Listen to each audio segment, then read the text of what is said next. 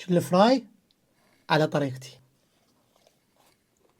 الطعم يبهجي. بوتيتا مقطعيها على شكل مربعات ناعمة. أول شي نقليها. وهنا البوتيتا مالتنا جاهزة، نخليها على صفحة. بصل ناعم بهذا الشكل، أو تستخدمون بصل عادي ماكو مشكلة. ونحمس وياه شوية ثوم. لحم شرح مقطعيه قطع بهذا الشكل، هذا خاص للتشيل فراي. خاشوقة زلاطة مسح بهارات لحم. أول شي طماطم قطعيها ناعم، شوية فلفل أخضر وفلفل أحمر فريش، عصير ليمون فريش، وحسب الرغبة دبس رمان.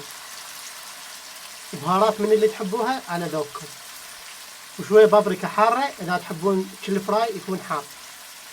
خاشوقة معجون، ملح، ونحمس لنا حمسة مرتبة. بسم الله. خليهن يستوون على راحتهن على نار متوسطة. نقول بسم الله ونضيف البوتيتا مالتنا. بسم الله. وهنا تشيل فراي جاهز عندنا، وشكله مو بس يبكي يدوخ. بسم الله.